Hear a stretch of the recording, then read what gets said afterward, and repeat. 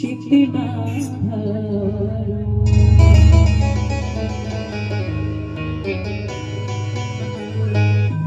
গানটি বাবা এই ভজন গানটি একটু মন দিয়ে আস্বাদন করতে হবে। আমরা অনেক হিন্দি গান, বাংলা গান, অনেক নাচানাচির গান আমরা সাধন করে থাকি। আজ একটু আস্বাদন করি ভিন ধর্মের ভজন। ভজনটি লিখেছেন একজন ভক্ত, তার নাম ছিল ভক্ত সুরদাস। তিনি অন্ধ ছিলেন, অন্ধ হয়েও কিন্তু হাজার হাজার ভজন গান লিখেছিলেন। অন্ধ হয়েও ভগবানকে দর্শন করতেন আর খাতার মধ্যে ভগবানের ভজন লিখতেন। আশ্চর্যের বিষয়, সেই ভক্তকে আমরা উপেক্ষা করে থাকতে পারি না। সেই ভক্তের ভজন আমরা একটু আস্বাদন করি। ও প্রভু মেরা, ও প্রভু মেরা বগুনা চিত্তে না ধর,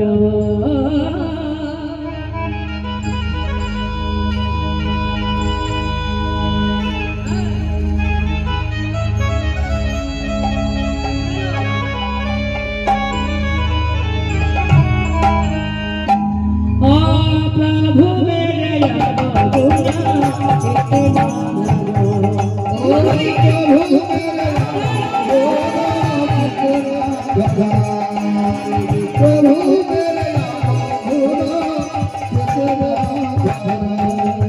प्रभु जी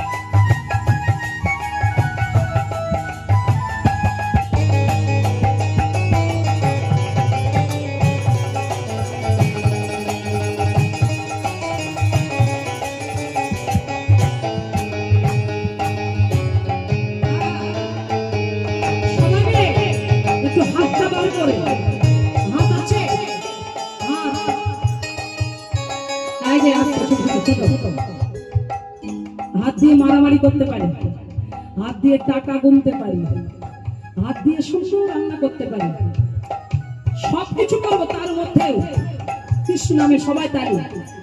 এত শীত কিন্তু আর নাই আছে, অদিনা শীত আছে নাকি? হাত ধরতে সবাই মিলে সমদার সিংহ নাম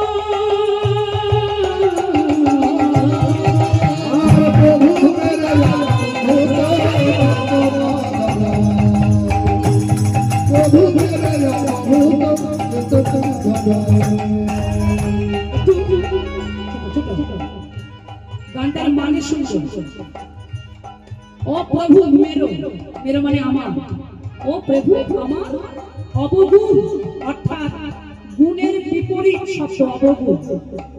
আজকে আমরা তোমার কাছে এসেছি প্রভু রামচন্দ্র, আমাদের গুণের কথা বলতে নয়, এসেছি আমরা দোষের কথা বলবো। হৃদয়ে এত দোষ ভরা যে দোষ গুণে তো শেষ করা যাবে না, জন্ম জন্মান্তর রাশি রাশি দোষ হৃদয়ের মাঝে ভরা। তোমার কাছে এসেছি সে দোষগুলো বলবার জন্য। জগতে ছোট এত দেবদেবী থাকতে তোমার কাছে কেন এসেছি প্রভু রামচন্দ্র? কত দেবদেবী আছে, তোমার কাছে আসার কি প্রয়োজন? তোমার কাছে এসেছি কেন জানো প্রভু? তুমি সমদর্শী। সমদর্শী কেমন? যদি কেউ সারা জীবন মা কালীকে ভাজো, যদি কখনো বিপদে পড়ে মা মনসার কাছে যাবে, মা মনসা কি বলবে? এই বেটা, সারা জীবন যাকে ডেকেছিস তার কাছে যাবে, এখন বিপদে পড়ে আমার কাছে এসেছিস। কিন্তু রামচন্দ্র প্রভু তার এমন গুণ, এমন কৃপা, কালী ভজো, মনসা ভজো, মহাদেব ভজো, যে যাকেই ভজো না কেন, যদি বিপদে পড়ে যদি কেউ একবার জয় রাম শ্রীরাম বলে রাম চরণ তার আশ্রয়, প্রভু কি কখনো বিচার করে গো? কোনো বিচার নাই। সমদরসি গো নাম নিহার, সমদরসি গো নাম নিহার, চাহে তু পারে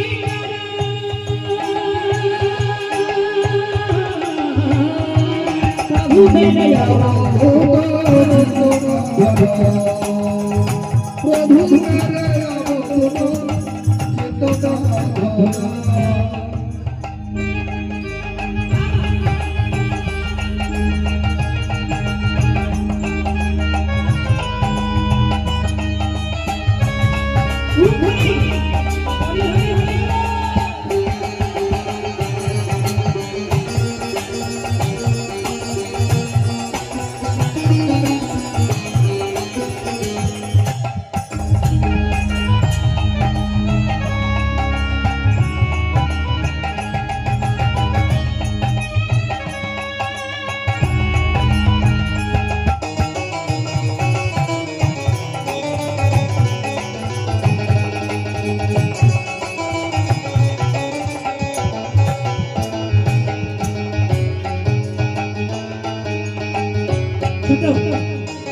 ভগবান তোমার কত গুণ, তোমার যে কত গুণ, তোমার আজ তোমাকে শোনাবো।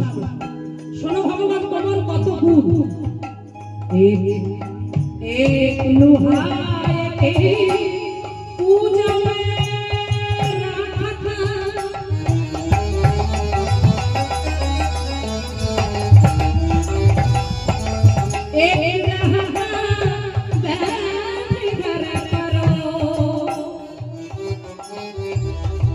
বাংলা মানে শোনো, একই লোহার তৈরি দুটো বটি, কাঠারি দুটো একই লোহা দিয়ে তৈরি। একটা আছে ঠাকুর ঘরে ফল বানাচ্ছেন, ঠাকুরকে সেবা দেবেন, একই আবার লোহার তৈরি কঠিন কাঠারি, কসাই খানায় পশু হত্যা হচ্ছে, একই লোহা দিয়ে তৈরি। যদি কোনো ভক্ত ওই দুটি লোহার তৈরি কাঠারি পরশমণির কাছে নিয়ে যায় স্পর্শ করতে, পরশমণি দ্বিগুণ, পরশমণি একটা পাথর বাবা, লোহাকে পরশ করলে লোহা সোনা হয়ে যায়। যদি ওই লোহার তৈরি দুটো বটি একসঙ্গে আপনি পরশমণিকে পরশ করান, পরশমণি কি বিচার করবে? ওটা কসাইখানা থেকে এসেছে, ওটা ঠাকুর ঘর থেকে এসেছে, পরশমণি কিন্তু দুটোকেই সোনা করে দেবে। তাই ভগবান তোমার অঙ্গ হল পরশমণি, তোমার ভক্ত তোমার সঙ্গ করিলে শেষ সোনা হয়ে যাবে। যে সারা জীবনে পাপ করে তোমার সঙ্গ লাভ করে, তবে সেও তোমার পরশে সোনা হয়ে যাবে। এক লোহায় কি পূজা में राखी एक रहत करो पड़ोसी के बिना नहीं होगे पड़ोसी पड़ोसी के बिना नहीं होगे हुए प्रभु मेरे प्रभु मेरे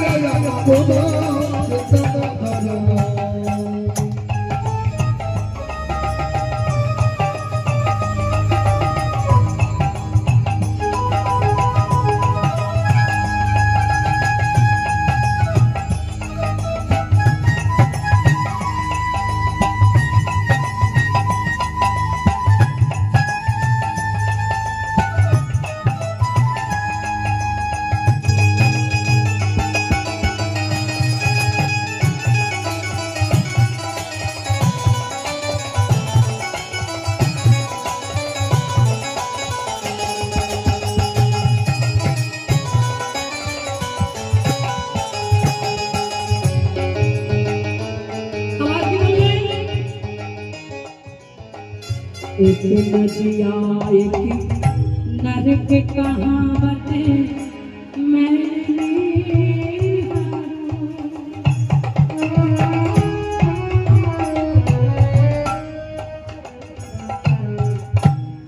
একই নদী। আপনারা কলকাতা যারা গিয়েছেন তারা জানেন আমাদের কলকাতায় আছে ময়লা খোলার জল। জানেন বাবা, ময়লা খোলার জল যাকে বলা হয়, অর্থাৎ যত কলকাতার ময়লা সবাই একটা নদী দিয়ে পাস হয়। কোথায় গিয়ে পড়ে? গঙ্গার জলে গিয়ে পড়ছে। আবার গোদাবরী নদীর জল, দামোদর নদীর জল তারাও গিয়ে পড়ছে কোথায় বাবা? গঙ্গার জলে। যখন গঙ্গার জলে গিয়ে পড়ে তখন কিন্তু কেউ বলে না ওটা ময়লা খোলার জল, ওটা গোদাবরীর জল। সব গঙ্গা হয়ে যাচ্ছে। ভগবানের চরণ হল গঙ্গা। যে যত বড়ই অপরাধী হোক না কেন, যদি একবার চরণ পরশ করতে পারে সেই যে পবিত্র হয়ে যায়। তাই বলছে প্রভু এক নদিয়া এক নরক কহাवत मैंने हरो परस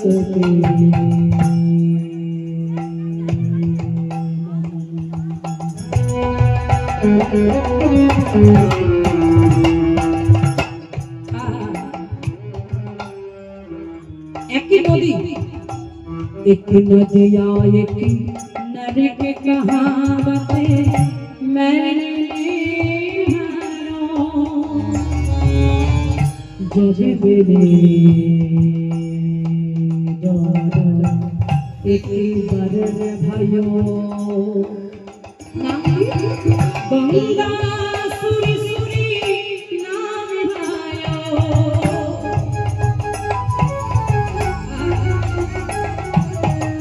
एक माया एक ब्रह्म कहावत सूरदास जग रोयो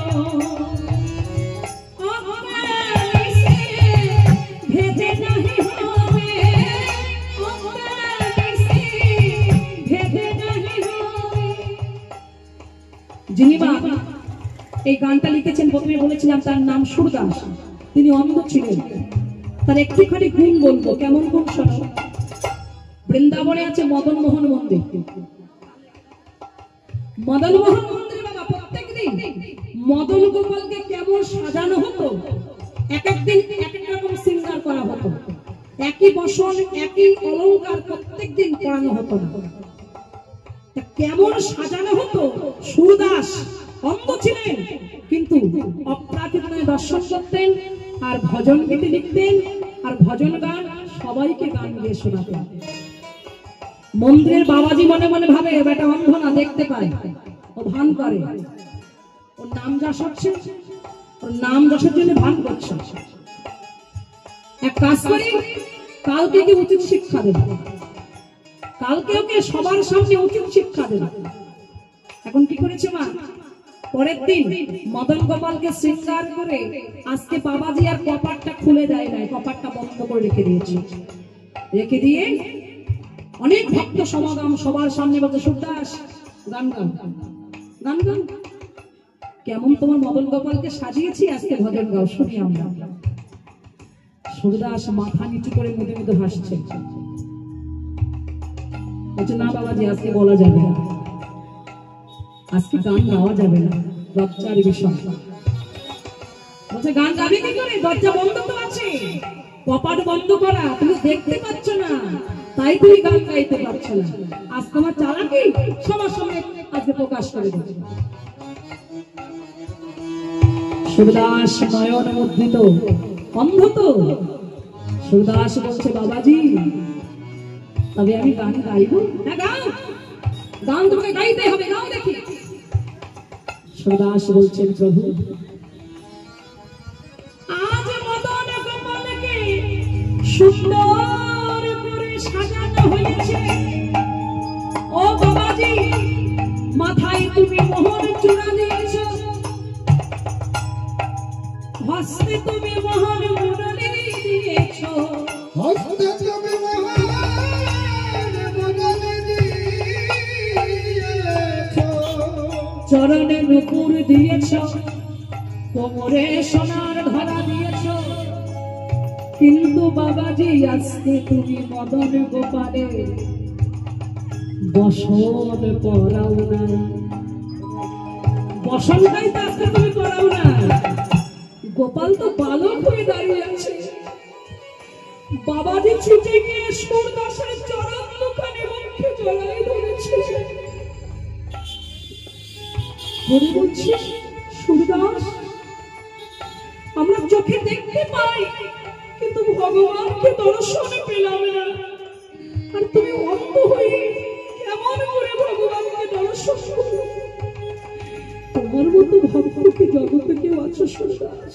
বলো আপনি সে ভেজে नहीं